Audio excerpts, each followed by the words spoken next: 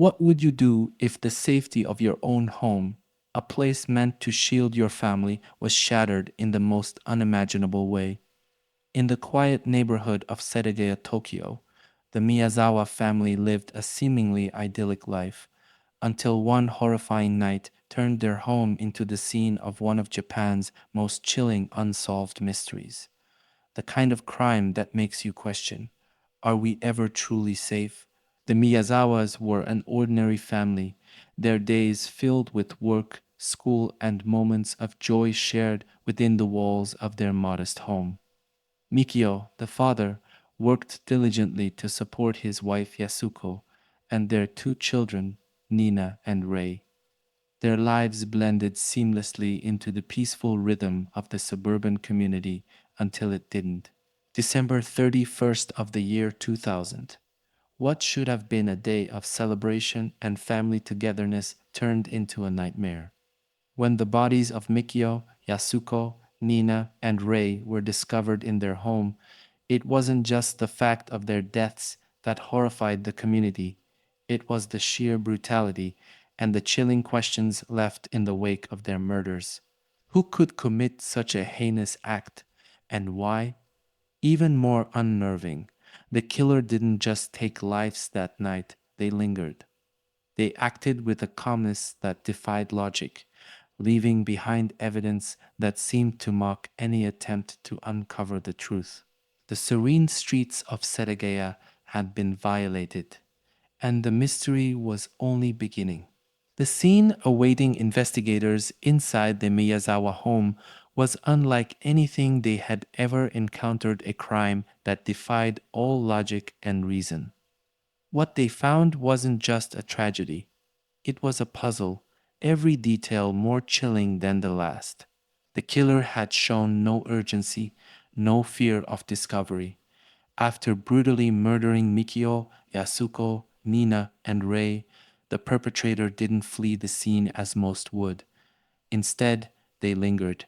They moved through the house as if it were their own, eating ice cream from the family's refrigerator and even helping themselves to cups of tea. Imagine that, sitting in the very place you've just turned into a grave. But it didn't stop there. The family's computer, tucked away in one of the rooms, was switched on and used to browse the internet. Investigators would later discover that searches were made, though they couldn't confirm exactly what the killer was looking for. Was it a distraction, an attempt to send a message, or perhaps a sign of twisted calmness, a killer so assured they felt untouchable? The evidence left behind told an unsettling story.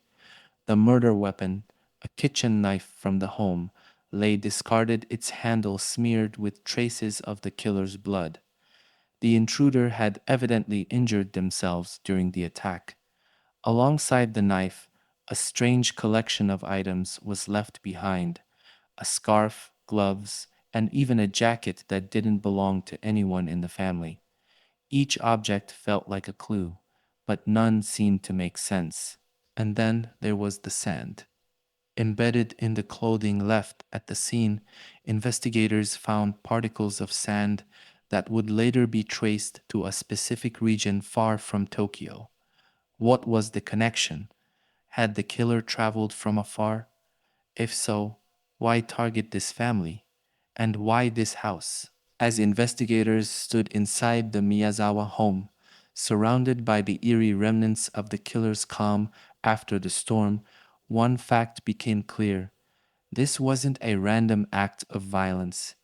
Every detail suggested something deeper, something planned. But the motive? That remained as elusive as the person who had just stolen four innocent lives. The Miyazawa family home stood in a quiet residential area, bordered by a park that was serene during the day, but cast long, ominous shadows at night. For the killer to enter undetected, they needed precision and planning.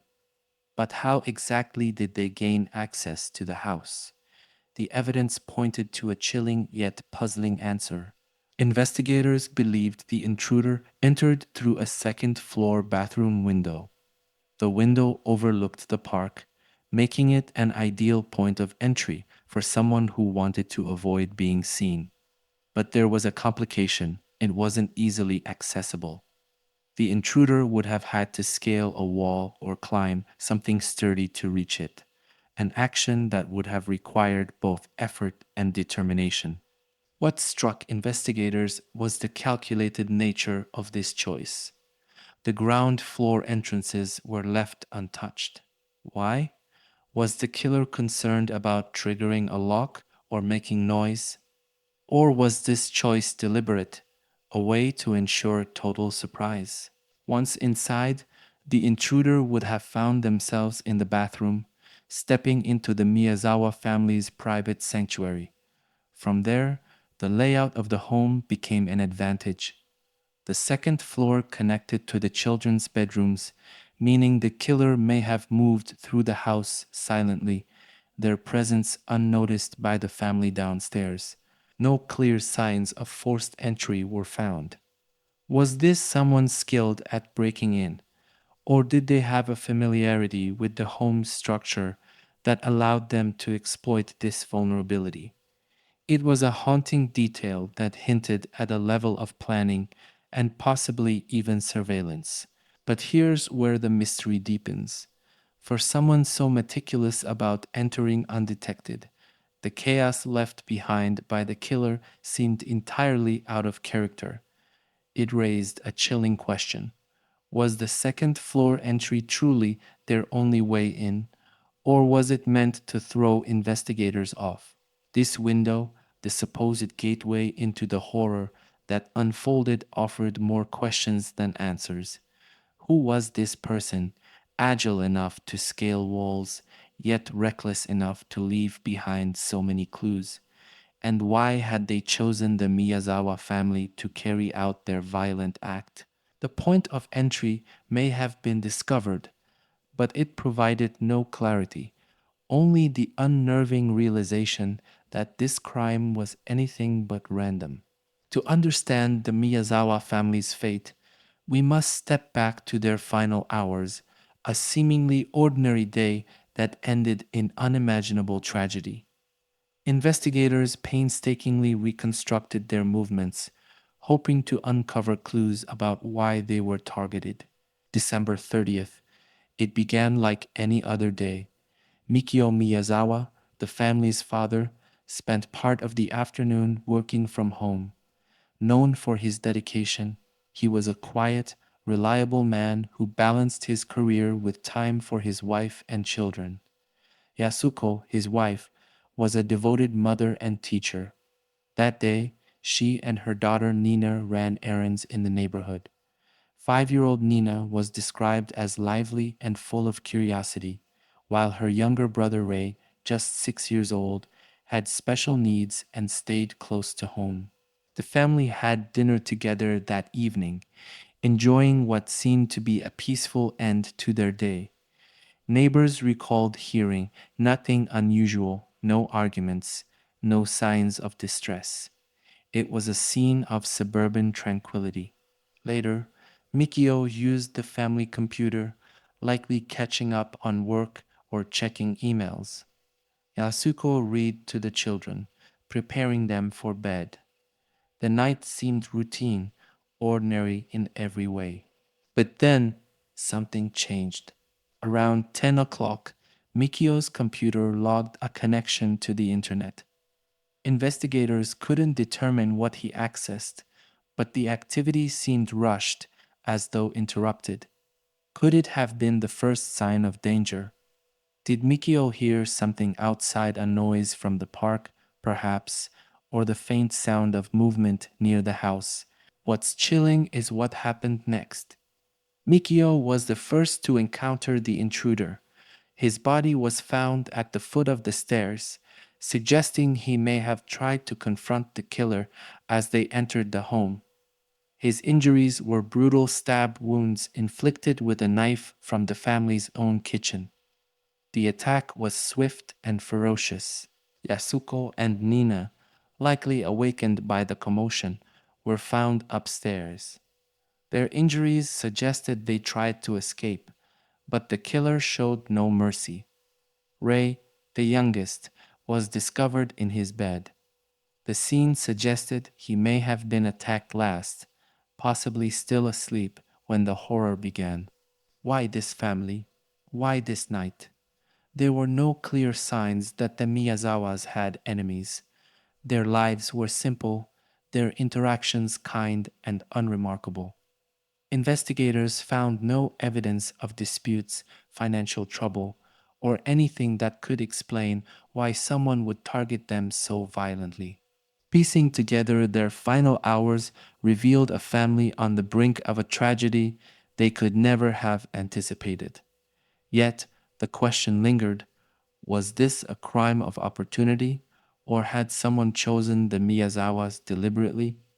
As the clock ticked toward midnight, the suburban silence of Setagaya was shattered forever. The Miyazawa home, once a sanctuary of warmth and love, was now a scene of unimaginable horror. But what investigators found after the murders left them baffled. The killer's actions inside the house defied logic, revealing a bizarre calmness that added an eerie layer to the crime. After taking the lives of all four family members in a brutal and frenzied attack, the killer didn't flee into the night. Instead, they lingered. With the same unhurried confidence they had shown in entering the home, they made themselves comfortable, acting as though they had all the time in the world. In the kitchen, the intruder helped themselves to ice cream from the Miyazawa's refrigerator. The empty containers were left discarded, as if mocking the investigators who would later piece through the wreckage. They also drank tea, adding a disturbingly domestic touch to an otherwise nightmarish scene. But perhaps the most unsettling discovery was the family's computer. At some point after the murders, the killer used it to browse the internet. Investigators later found traces of activity on the machine, though they couldn't determine exactly what was accessed. Was the killer researching something, sending a message, or simply wasting time in a twisted display of nonchalance? Evidence also revealed that the killer had likely sustained injuries during the attack. Blood, later confirmed not to belong to any of the family members, was found on the discarded murder weapon and throughout the house. This suggested that the intruder might have cut themselves during the violent assault, yet they didn't seek immediate medical attention. Instead, they stayed bleeding, eating, and moving through the house as if they belonged there. Even more bizarre were the items the killer left behind: a scarf, gloves, and even a jacket, none of which belonged to the Miyazawas, were found at the scene. Investigators noted these items with a mixture of confusion and frustration. Why would a murderer leave behind such personal belongings? Was it carelessness or another way to toy with those attempting to solve the crime? The behavior painted a chilling picture of the intruder, someone methodical and unflinching, but with an unnerving sense of ease. They hadn't just committed a crime, they had made themselves at home in the aftermath, seemingly unbothered by the horrific act they had just carried out. The combination of brutality and casualness left investigators questioning everything. Was this a cold and calculated psychopath who enjoyed lingering in the chaos they created, or was it someone detached from reality, operating on impulses that even they couldn't fully control? Whatever the case, one thing was clear: this was no ordinary crime, and this was no ordinary killer. As more evidence surfaced, the portrait of the intruder grew stranger and more disturbing, leaving everyone to wonder what kind of person could do this and why. For investigators, the Miyazawa home offered an abundance of clues. It was as though the killer had left a trail, daring authorities to catch them. DNA, fingerprints, and even the killer's own blood were scattered throughout the crime scene. But despite this wealth of forensic evidence, the mystery remains unsolved. The killer's blood was found smeared on the discarded murder weapon, the walls, and various parts of the house. This confirmed that the intruder had been injured during the attack. Additionally, fingerprints that did not match any member of the family were lifted from items, such as the computer, door handles, and furniture. It was a forensic goldmine, or so it seemed. DNA analysis provided even more insight. The intruder's genetic profile revealed that they were likely of mixed ancestry, with one parent of East Asian descent and the other possibly from a Southern European or Middle Eastern background. This narrowed the pool of suspects and hinted at someone who might not blend easily into the predominantly Japanese community of Setagaya. Yet, even with this valuable information, no matches were found in police databases. The clothing left behind added another layer to the puzzle. Traces of sand embedded in the fabrics were analyzed and traced to a specific area near the United States military base in Yokosuka. Did the killer have ties to the base?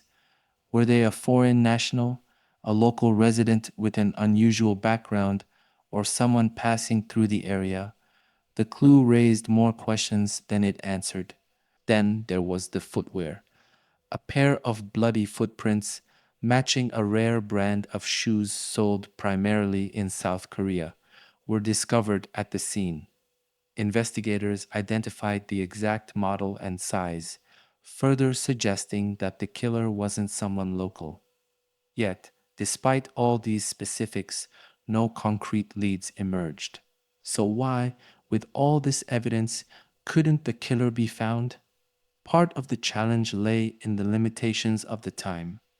DNA profiling, though advanced by the standards of the year 2000, wasn't as robust or interconnected globally as it is today. Databases were incomplete, and cross border cooperation was far less streamlined. Another hurdle was the sheer lack of a suspect pool. The Miyazawas were a well liked, quiet family with no known enemies. There was no immediate person of interest to test against the DNA. Without someone to match the profile, the evidence felt like a frustrating dead end. Compounding the difficulty was the possibility that the killer was a transient, someone who moved frequently or didn't leave a strong paper trail. If they weren't a resident of Japan or had connections to foreign military personnel, tracking them down would require a level of international collaboration that simply didn't exist at the time. The forensic evidence painted a vivid picture of the killer, their movements, their physical attributes, and even hints of their geographical ties.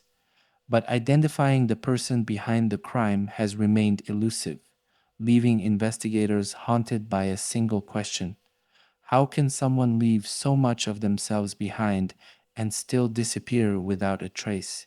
Among the unsettling remnants left behind in the Miyazawa home, the clothing discarded by the killer stood out as a perplexing clue. It wasn't just the items themselves that were strange, but the story they seemed to tell, a story investigators struggled to piece together. The clothing found strewn around the house included a scarf, gloves, and a jacket. At first glance, they appeared ordinary, the kind of garments anyone might wear on a cold December night in Tokyo. But closer inspection revealed details that deepened the mystery. The scarf was made of a specific fabric and bore a unique design that investigators traced back to a manufacturer overseas. The gloves, too, were traced to a foreign retailer, further supporting the theory that the killer might not be a local. But the most telling item was the jacket. It was a rare brand sold almost exclusively in South Korea, adding yet another layer of intrigue. Why would the killer leave these items behind? Was it an act of carelessness or something more deliberate? Investigators were torn between two possibilities. The killer either acted in haste, abandoning their clothing during the chaos of the murders, or they left it intentionally, knowing it would send investigators down a confusing path. One particularly baffling detail was the presence of sand embedded in the fibers of the clothing. Forensic analysis revealed that the sand originated from a specific area near a United States military base in Yokosuka. This raised critical questions. Did the killer have ties to the base? Were they a foreigner, a military worker, or someone who traveled frequently? The sand seemed like a breadcrumb left behind, yet it led to no solid answers. Even more peculiar was the fact that none of the clothing matched any of the family members, confirming that it all belonged to the intruder. The items provided a glimpse into the killer's physical profile. They were likely of average build, based on the sizes, but offered little else. Attempts to trace the purchase of the garments proved fruitless, as no records connected the items to a specific individual. For investigators, the abandoned clothing represented both a wealth of potential leads and a source of endless frustration. It hinted at a killer who was either extraordinarily reckless or disturbingly calculated. The fact that these items could be linked to foreign origins only added to the complexity of the case, suggesting that the perpetrator might have connections that extended far beyond the Setagaya neighborhood. Was the clothing a clue left to taunt investigators? Or was it the result of a panicked mistake by someone who never expected to be caught? As with so many aspects of this case, the answers remained elusive, leaving investigators and the world haunted by the questions the evidence refused to answer. Among the perplexing evidence left behind by the intruder, a seemingly innocuous detail emerged that sent investigators down an entirely new path: sand. Traces of it were embedded in the fibers of the killer's discarded clothing, unnoticed at first, but later revealed to be a potentially significant clue. The sand was analyzed by forensic experts who discovered it wasn't typical of the urban or suburban environments around Tokyo. Its composition pointed to a specific region near Yokosuka, home to a major United States naval base. This discovery raised unsettling possibilities. Did the killer have ties to the military? Had they recently visited the base or its surrounding areas? Or was this another strange coincidence in a case riddled with them? Yokosuka was a location with unique implications. The presence of the naval base meant a transient population of both Japanese locals and international personnel, particularly Americans. If the killer had spent time in or around the base, they could have been part of this transient community, making their identity even harder to trace. Investigators considered multiple theories. Was the sand brought to the Miyazawa home accidentally, clinging to the perpetrator's clothing from a prior visit to Yokosuka? Or had the killer traveled to the region specifically before or after the crime, possibly as part of their preparation or escape? This clue also hinted at a broader geographical scope for the investigation. If the killer had connections to Yokosuka, they might not have been a permanent resident of Setagaya. Instead, they could have been someone passing through, someone whose ties to the Miyazawa family, if any existed, were far less obvious. But as promising as the sand seemed, it ultimately deepened the mystery rather than providing answers. Despite its specific origin, investigators couldn't link it definitively to any suspect. They combed through records of individuals with ties to both Yokosuka and Setagaya, but no connections emerged. The sand became another haunting reminder of how close investigators had come to uncovering the killer's identity, only to be thwarted by a lack of actionable leads. It painted a picture of someone mobile, possibly international, and perhaps even strategic in their actions. Did the killer unknowingly leave this trace behind, or was it an unavoidable byproduct of their movements? Either way, The mysterious sand hinted at a wider web of connections, one that remained just out of reach. And for those seeking justice for the Miyazawa family, it was a clue that whispered of possibilities but refused to speak the truth. The Setagaya family murders remain one of the most chilling unsolved cases in modern history, and with the lack of a clear suspect, theories and speculation have filled the void. Over the years, investigators and armchair detectives alike have proposed explanations for the crime, each offering a different perspective on why this horrifying act occurred. One of the earliest theories posited that the murders were the result of a botched burglary.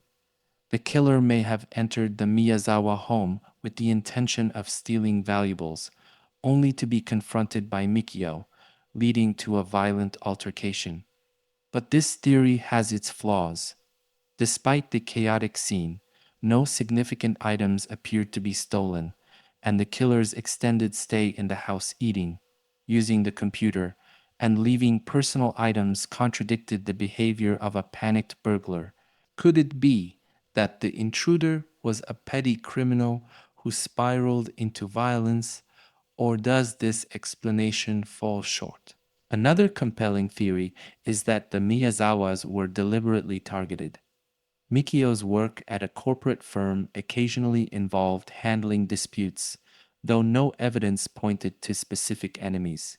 Some have speculated that Yasuko, who taught part-time or even extended family connections, may have inadvertently drawn the attention of someone with violent intentions. Yet, no definitive motive or suspect emerged to support the idea of a calculated assassination. Was this a deeply personal act of vengeance? If so, why was there no indication of a grudge? The sand found on the killer's clothing, traced to the Yokosuka region near a United States naval base, gave rise to theories involving a military connection. Some have suggested that the perpetrator could have been a foreign service member or someone associated with the base. The transient nature of military personnel could explain why the killer was never identified in local databases. However, the lack of any direct ties between the Miyazawas and the Yokosuka area has left this theory as little more than an intriguing possibility. Another angle suggests that the crime was entirely random, a chilling act of violence committed by a drifter or someone passing through the area. The killer's apparent lack of preparation, seen in the use of the family's own kitchen knife as the murder weapon, supports this idea. But the meticulous choice of entry, the second floor bathroom window, suggests otherwise. If this was a crime of opportunity, why did the killer go to such lengths to enter the home undetected? The bizarre behavior displayed by the killer, the calm consumption of food, browsing the internet, and leaving behind their belongings points to someone deeply unhinged. Some have speculated that the killer may have been suffering from a severe mental illness, committing the crime in a state of detachment or psychosis. The reckless abandonment of clothing and fingerprints could suggest they didn't fully grasp the consequences of their actions or that they simply didn't care. One lingering question is whether the killer acted alone. While the evidence suggests a single intruder, some have theorized that an accomplice may have been involved either directly or in planning the crime. The thoroughness of the attack and the chilling calm afterward raised doubts about whether one person could execute such a crime without outside help. Each theory offers a glimpse into the possible motives and methods behind the crime, yet none provide the definitive answer that investigators and the Miyazawa family's loved ones seek. Every hypothesis leaves behind a trail of questions. Was this a crime of impulse or intent? Was the killer someone the Miyazawas knew, or a complete stranger? What makes this case so haunting is the sheer number of plausible scenarios, each more unsettling than the last. As we delve deeper into the evidence and the lives of those affected, the mystery seems to grow, casting a shadow over Setagaya that refuses to fade. The quiet streets of Setagaya had always been a haven of peace, a neighborhood where families felt safe, leaving their doors unlocked, where children played in the park without fear. But the brutal murders of the Miyazawa family changed everything. What was once a symbol of suburban tranquility became a chilling reminder that no place is truly immune to violence. For the Miyazawa's neighbors, the crime shattered their sense of security. Many had known Mikio Yasuko and their children as a kind and unassuming family. The thought that such an atrocity could happen to them, and in such a gruesome fashion, left the community reeling. People began locking their doors, avoiding late night walks, and looking over their shoulders in suspicion of strangers and even familiar faces.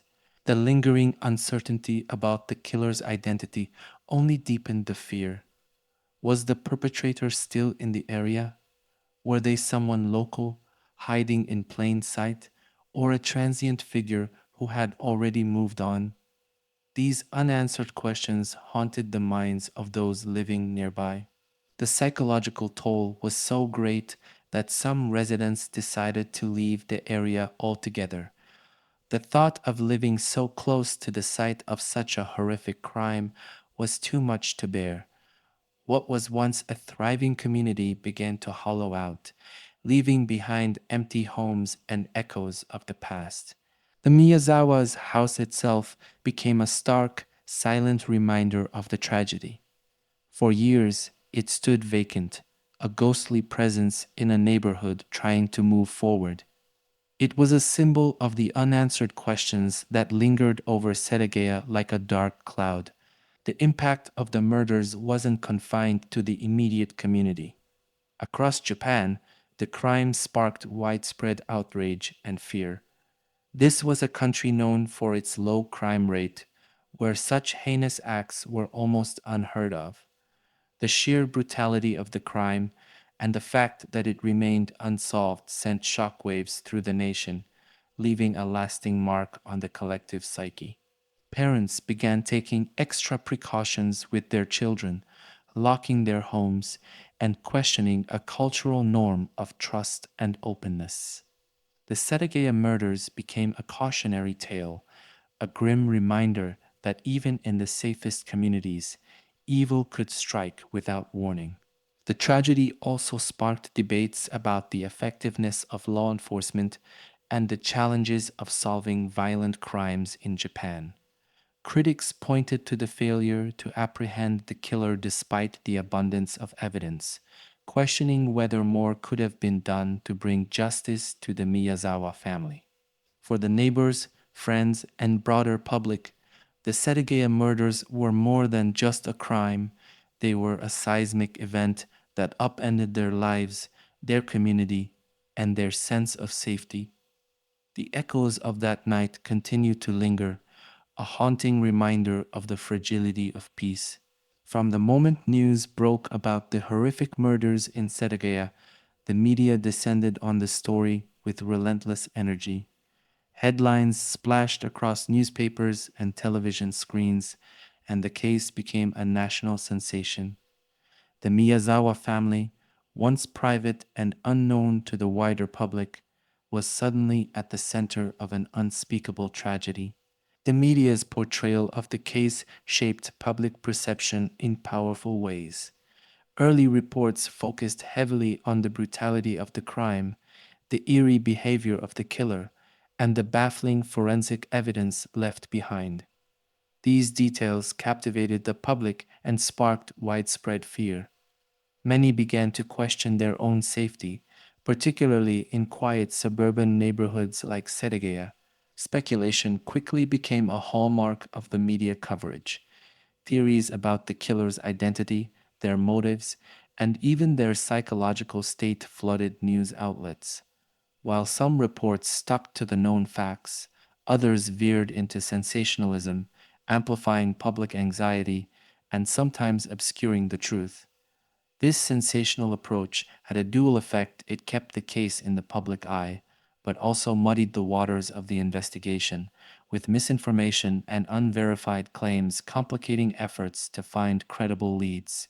The media also played a role in applying pressure to law enforcement. As the case dragged on without resolution, journalists began questioning the police's ability to handle such a complex investigation. While this scrutiny pushed investigators to intensify their efforts, it also created a tense dynamic, with authorities balancing their search for justice against the need to manage public expectations. Despite its flaws, the media's relentless attention ensured that the Setagaya murders were never forgotten. The story became a cultural touchstone in Japan, a cautionary tale of senseless violence that continues to haunt the collective memory. The Setagaya murders presented one of the most daunting investigations in Japanese history. Despite the wealth of forensic evidence, the case remains unsolved, leaving many to wonder what went wrong. From the outset, investigators faced an overwhelming crime scene. The killer left behind a trail of clues, including fingerprints, DNA, and personal belongings. While this should have been a breakthrough, it turned into a challenge. The sheer volume of evidence required painstaking analysis, and without a clear suspect to test against, the leads often hit dead ends. One of the biggest obstacles was the lack of a motive. The Miyazawa family had no known enemies, no financial troubles, and no apparent connections to criminal activity. Without a motive, investigators struggled to narrow down their suspect pool. Every theory from a random attack to a targeted killing had holes, and each new lead seemed to generate more questions than answers. Another significant challenge was the transient nature of the suspect's profile. The foreign origins of some evidence, like the sand traced to Yokosuka and the South Korean brand of shoes, suggested the killer might not have been a local resident. This raised the possibility of an international connection, which complicated efforts to identify and track the perpetrator. Time also worked against the investigation. As days turned into weeks and weeks into months, potential witnesses grew reluctant or forgot critical details. The media's sensational coverage further muddied the waters, leading to false tips and distracting investigators from genuine leads. The case became a stark reminder of the limitations of law enforcement. Despite their best efforts, the police faced insurmountable obstacles in piecing together the identity of a killer who had seemingly vanished into thin air. To understand why someone might target the Miyazawa family, investigators delved into their history and relationships, searching for any clue that could explain the unthinkable. What they found was a family whose lives were defined by simplicity, hard work, and devotion to one another. Mikio Miyazawa, the father, was a dedicated professional, known for his diligence and calm demeanor. He worked at a corporate firm and often brought work home, striving to provide for his wife and children. There was no indication that his job had exposed him to any enemies or dangerous situations. In fact, colleagues described him as well liked and respected. Yasuko, Mikio's wife, was a part time teacher who balanced her work with caring for her children. Her gentle personality and commitment to education earned her admiration in the community. She had no known disputes with anyone and was seen as a devoted mother. Their children, Nina and Ray, were the light of their lives. 5-year-old Nina was energetic and curious, while Ray, just 6, required special attention due to a developmental condition. The family's days revolved around nurturing their children, creating a loving environment that left little room for conflict. Investigators found no signs of trouble in the family's relationships or past. They lived modestly, avoided drama, and had no known ties to criminal activity. Friends and neighbors described them as kind, unassuming, and happy, a family that seemed to have no reason to fear such a horrific fate. Despite their efforts to uncover a hidden connection, investigators were left with a frustrating realization: the Miyazawas had no apparent enemies. This lack of motive only deepened the mystery, forcing authorities to consider the chilling possibility that this crime was entirely random, carried out by someone who chose the family for reasons that may never be understood. As the investigation into the Setagaya murders dragged on without resolution, Japanese authorities began looking beyond their borders for assistance. The peculiar details of the crime, foreign clothing, sand traced to a United States military base, and DNA suggesting mixed ancestry hinted at an international dimension. This was not just a local mystery. It might involve connections that spanned countries, making global cooperation essential. Agencies such as Interpol were consulted to cross-check the forensic evidence against international criminal databases. The hope was that the killer's DNA or fingerprints might match records from another country. This approach, while promising, yielded no direct matches. If the perpetrator had a criminal history, it appeared to be one that had never been officially documented. The discovery of sand linked to Yokosuka's United States naval base also led investigators to explore whether the killer might have been a foreign national, possibly someone affiliated with the military. United States authorities were engaged to provide any relevant records or potential leads. However, the transient nature of military personnel and civilians associated with the base complicated matters, and no clear suspects emerged.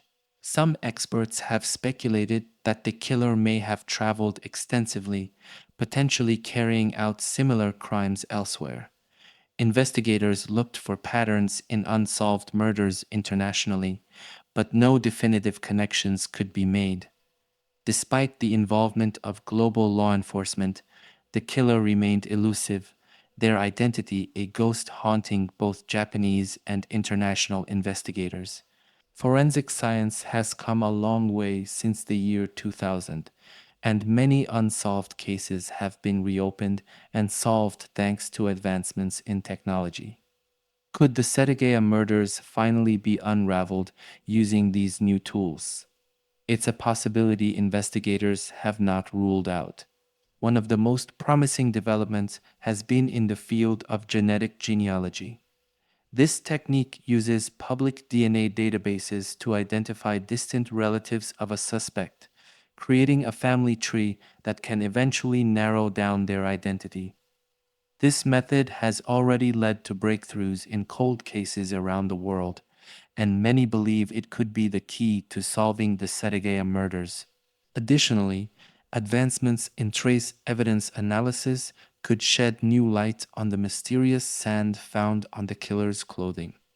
Modern techniques could pinpoint its exact origin with far greater accuracy, potentially leading investigators to the killer's movements before or after the crime. Fingerprint analysis has also seen significant improvements. Enhanced imaging techniques can now extract clearer details from smudged or partial prints, possibly uncovering information that was missed during the original investigation. The question is whether Japanese authorities will prioritize reopening the case with these tools. While the evidence remains intact and ripe for re-examination, bureaucratic and resource limitations have slowed progress. However, for the Miyazawa family and their loved ones, the hope remains that one day, science will provide the answers that have eluded investigators for so long. The Setagaya murders stand out for their brutality, but they are not entirely unique. Around the world, other cases bear eerie similarities, prompting investigators and true crime enthusiasts to wonder if patterns might emerge to link these crimes. One such case is the infamous Hinterkaifeck murders in Germany. In 1922, a family of six was brutally murdered on their remote farmstead. The killer lingered on the property for days after the crime, feeding livestock and living among the victims' belongings. Like the Setagaya case, the perpetrator was never identified, and the motive remains a mystery. Another comparable case is the Villisca axe murders in the United States. In 1912, an entire family was slaughtered in their home, the killer leaving behind bloody evidence, but no concrete clues as to their identity. The intruder, like the Setagaya murderer, seemed to vanish without a trace. Closer to Japan, there are unsolved crimes involving potential foreign suspects, such as the murder of Lindsay Hawker, a British teacher in Tokyo. While her killer was eventually identified, her case highlighted the challenges of tracking transient or international perpetrators in Japan. Examining these cases reveals chilling parallels. The killers often remain at the scene, act with calm and confidence, and leave investigators with a baffling mix of evidence and unanswered questions. Could there be a psychological profile that connects these criminals? Or are these similarities merely coincidental? While no direct link between the Setagaya murders and other cases has been established, studying these parallels could offer fresh insights into the killer's mindset and methods. Patterns may emerge, providing investigators with the one breakthrough they've been waiting for. The Setagaya murders have gripped the public's imagination for over 2 decades, and the role of ordinary citizens has been pivotal in keeping the case alive. From tips submitted to law enforcement to online forums dedicated to unraveling the mystery, the public's involvement has been both a blessing and a challenge. In the early days of the investigation, local residents provided crucial observations. Some recalled unusual sounds near the Miyazawa home the night of the murders, while others reported seeing unfamiliar individuals in the area. These details helped shape the timeline and gave investigators potential leads, though none have led to a breakthrough. As years passed, the internet became a hub for armchair detectives. True crime enthusiasts from around the world dissected the evidence, proposed theories, and shared information.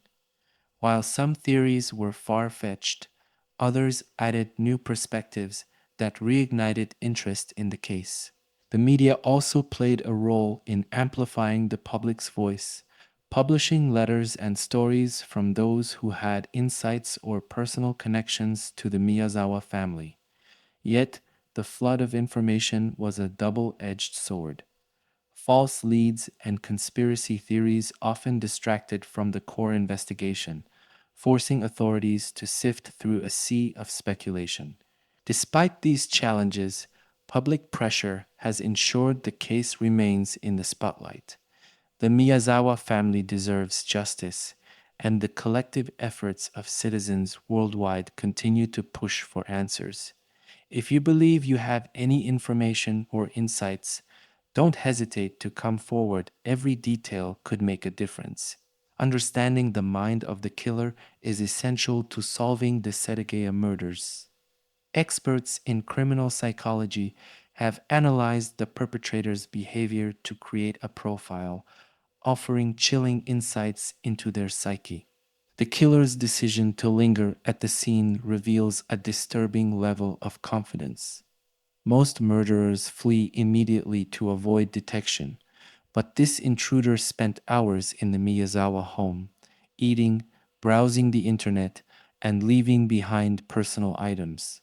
Such behavior suggests a lack of fear and possibly even a sense of ownership over the crime. The sheer brutality of the murders points to someone with deep seated rage. The injuries inflicted on the family, particularly Mikio and Yasuko, indicate an overkill that goes beyond necessity.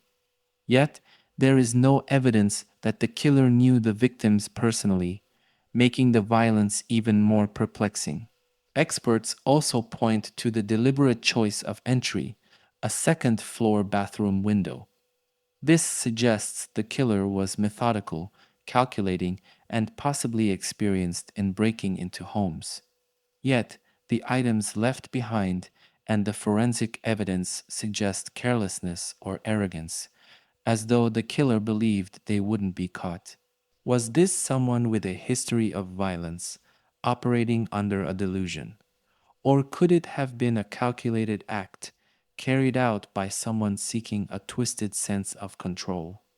The psychological profile offers glimpses into the killer's mind, but leaves us with more questions than answers. For the loved ones of the Miyazawa family, the pain of losing four lives in such a horrific manner has never faded. Their quest for closure has been a long and arduous journey, marked by frustration, heartbreak, and the haunting absence of justice. Yasuko's mother, who discovered the crime scene, has spent years advocating for answers. Her determination to keep the case alive has inspired others, but the emotional toll has been immense. She has often spoken about the heavy burden of not knowing who was responsible or why her family was targeted. For the neighbors and broader community, the sense of loss lingers. The Miyazawa family was part of the fabric of Setagaya, and their absence is felt deeply. The case has left an indelible mark, a constant reminder of the fragility of life and the darkness that can lurk even in the most peaceful places. Closure remains elusive, but the fight for justice continues. The world hasn't forgotten the Miyazawas, and neither should we. Every new piece of evidence, every renewed effort to solve the case, is a step toward healing the wounds left behind. Today, the Setagaya murders remain unsolved, a chilling testament to the complexities of modern crime. Despite the passage of time, the case continues to haunt investigators, the public, and the loved ones of the Miyazawa family. The evidence, including DNA and forensic materials, still holds potential. Advances in technology, from genetic genealogy to enhanced fingerprint analysis, could provide the key to identifying the killer. But as of now, the trail remains cold. Occasionally, the case resurfaces in the media, sparking renewed interest and calls for action. While no significant breakthroughs have been announced, the hope persists that one day justice will prevail. The Setagaya murders are not just a story of loss and violence, they are a reminder of the need for vigilance, innovation, and compassion in the face of unspeakable tragedy. This case deserves answers, and the Miyazawa family deserves peace. If this story has moved you, if it has made you think, then share it. Keep the memory of the Miyazawas alive and the search for their killer ongoing. Maybe one day, through collective effort and persistence, we will finally uncover the truth.